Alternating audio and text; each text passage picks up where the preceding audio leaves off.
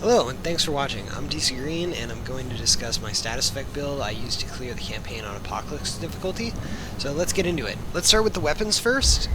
I'm using the Blackmaw AR-47 with the Hotshot and Twisting Wounds mutator. This allows me to apply 2 status effects, Bleed and Fire, with my primary weapon. My melee weapon is the Krell Axe because it gives me access to a ranged charge attack that applies shock. I use the Reinvigorate mutator to reduce the stamina cost of charge attacks to help with stamina management. My secondary weapon is the MP60R with the Corrosive Rounds and the Bandit mutator. The mod gives me access to poison, and I don't have much to say about the mutator. I'm not married to it, nor do I think the build hinges on it, so feel free to experiment with whatever you think is best on the secondary weapon. This weapon configuration gives us access to the 4 primary status effects. Because the status effects all do different damage, bleed, fire, poison, and shock are all in their own category, this build is primarily focused on stacking all damage, so that each of our debuffs does formidable damage per second.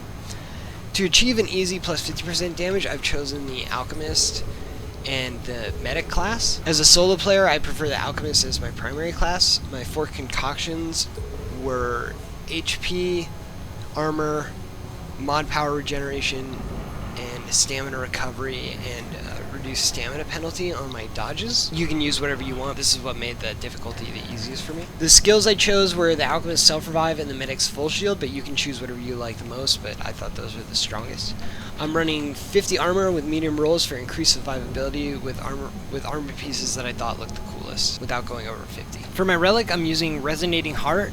This is mostly a personal choice. It's just my favorite relic that I found through my playthrough, and I think it's very strong with the Medic class because you double dip on both sides of the heal with your triage trait and the increased healing from the Medic's perks. So I think this one is really good. You'll see a few times in the video I always pop it right before I get into a fight, and there's tons of times where I'll use it at full health so that I have the heal over time going on me so that I heal almost instantly whenever I take damage. The relic fragments that are mandatory are going to be the elemental damage and the mod cost. You can flex the mythic health one, however I found that one beneficial because I was dying a lot, so I thought that extra health was worthwhile. On to amulets and rings, which is where the build comes together. The Energized neck coil is overpowered in my opinion and has too much utility to use anything else. I tried using other things, but whenever I swapped it off, I always found myself quickly swapping back to it.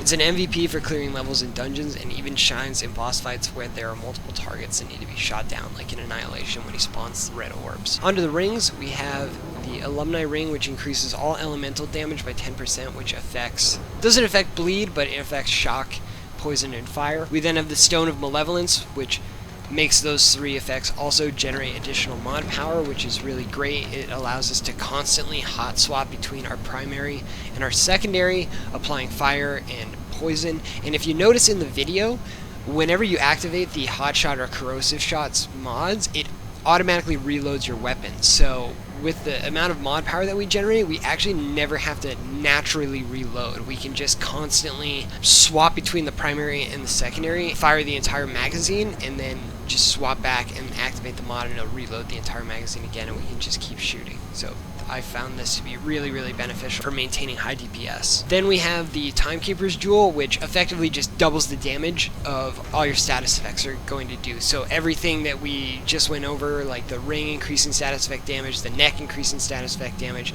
and then our next ring, this ring will just double all of our efforts. I found this one invaluable. It also keeps your status effects on there longer, obviously, so if you ever find yourself in a situation where doing a lot of rolling or you need to heal, your status effects stay up longer without you having to constantly reapply them, maintain high DPS even when you're not shooting. Lastly is going to be the Ahanae crystal, which increases your damage by 5% for each status effect, which can take you all the way up to 20% when you get everything up on the boss. These rings could probably be min-maxed more efficiently depending on the fight, but I really enjoyed this configuration and it's kind of what I stuck with the majority of my playthrough. All this comes together to let me easily keep 4 effects up on the boss, which maximizes my DPS. Another note I wanted to make is normally I use Nebula as my secondary weapon, however on Annihilation I found it really hard to get in range and get the poison off on him, especially in the second phase. My traits on the side should be pretty self-explanatory. The only thing worth mentioning is Fortify and Barkskin were the last ones that I got, and one of these was going to have 8 points in it, and when I did the math I found that putting the extra 2 points in Barkskin was slightly more beneficial than Fortify. The only other perk I would consider switching is the Untouchable perk. I was debating using Fitness over it, which increases your evade distance, but I hadn't really done a lot of testing with it. I wasn't sure how to evaluate the extra distance compared to the extra evade window, and being that I am kind of still fragile even at 50 armor, it feels like sometimes, I thought that the Swiftness perk giving me the extra evade window was overall more beneficial and gave me more survivability and leeway for mistakes. That is the build, guys. I hope you found this interesting. Please try it out for yourself and let me know what you think. Thanks for watching.